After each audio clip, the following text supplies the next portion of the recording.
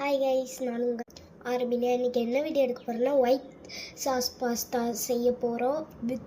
Without cheese, அப்புறம் butter, chilli flakes. வாங்க அது இல்லாமல் எப்படி செய்யலாம்னு பார்த்துடலாம். பட் க்ரீமியாக இருக்கும். அதுக்கு என்னென்ன சேர்த்துருக்கேன்னு காமிக்கிறேன்.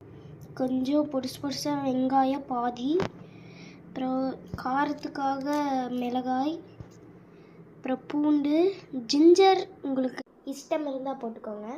வாங்க எப்படி செய்கிறோன்னு பார்த்துடலாம். கேஸ் ஆன் பண்ணுறதுக்கு இது வேணும். பண்ணியாச்சு.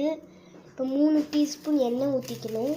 எண்ணெய் 3 டீஸ்பூன் அளவுலாம் ஊற்றுறேன், எனக்கு தெரியும் கொஞ்சம்.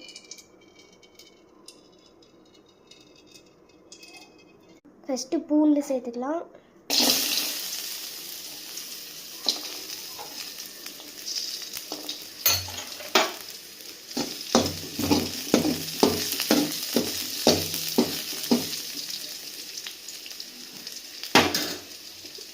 நெக்ஸ்ட்டு ஜிஞ்சர், உங்களோட வித் சாய்ஸ் தான்.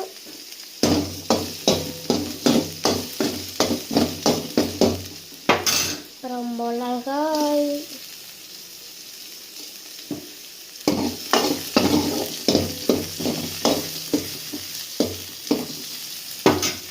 அப்புறம் வெங்காயம்.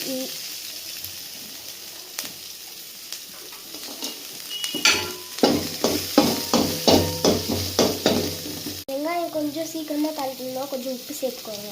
நான் தாளிச்சதுக்கப்புறம் காமிக்கிறேன் வீடியோவில். ஃபுல்லாக அந்த பச்சை வாசனை போகிற அளவுக்கு வதக்கியாச்சு. இப்போ காய்ச்சாத பால் எடுத்துக்கலாம். நீங்கள் டீ போடுவீங்களா அந்த பால்? உங்களுக்கு மாட்டுப்பால் கிடைக்கல, அதனால நாங்கள் கடற்பால் வந்துட்டோம். கிழிந்துச்சு. ஊற்றலாம்ல.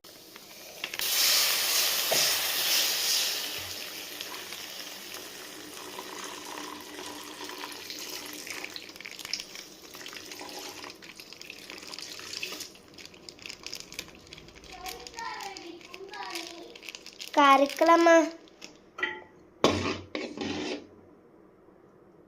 கொஞ்சம் தண்ணி ஆட் பண்ணிக்கலாம்னு நினைக்கிறேன். தண்ணி கொஞ்சம் ஆட் பண்ணிக்கலாம்.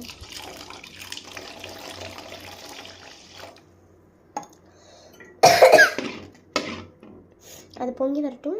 அது நல்லா க்ரீமியாக வரணும்னா நம்ம ஒரு கன்சிடர் யூஸ் பண்ணணும். என்னென்னு காமிச்சு இந்த மில்க் கலரில் இருக்கும். அதாவது கார்ன்ஃப்ளவர் மாவு தண்ணியும், அப்போ நல்லா க்ரீமியாக இருக்கும். இந்த மாதிரி லைட்டாக பொங்கி வரும். இந்த மாதிரி பொங்கி வந்தது பாஸ்தாவை போட்டுடலாம்.